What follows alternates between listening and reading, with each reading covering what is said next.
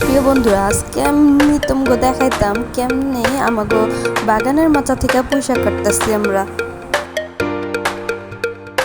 সকাল সকাল উঠা আমি আর মামি মিললা গেলাম বাগানের কাছে, গিয়া দেখি একদম মোমাগো তরতাজা ফ্রেশ পুঁইশাক একদম লক লক করতে আছে। দেখেন কি সুন্দর তাজা তাজা লক লক করা পুঁইশাক।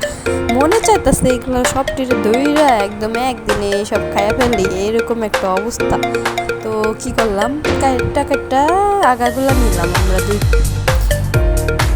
এত সুন্দর তাজা পুঁইশাক দেখে আর লোভ সামলানো যায়। মামি তরকারি রান্না কাঁঠালের বিচি দিয়া, তো আমি বললাম আমারও একটু দিয়ে কাঁঠালের বিচি কচু এইগুলা দিয়ে পুঁইশাক রান্না করলে যা লাগে না।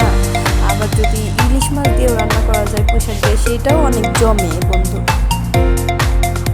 ইলিশ মাছের কথা তো বাদই দিলাম, ইলিশ মাছের টেস্টটা একদম এক, যা দিয়ে রান্নাবেন তাই দিয়েই জমে যাবে একদম খেয়ে।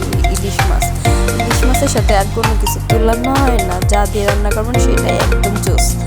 তো বাদ দেই, এই অদিনে ইলিশ মাছের কথা বলে লাভ নাই, আমরা আমাদের পুঁইশাকে ফিরে আসি। দেখেন কত সুন্দর তাজা পুঁইশাক।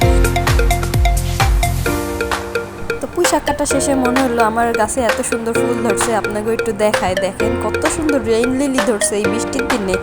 এই রেইন লিলিগুলা দেখলে একদম সকাল সকাল প্রাণটা জুড়ায় যায়।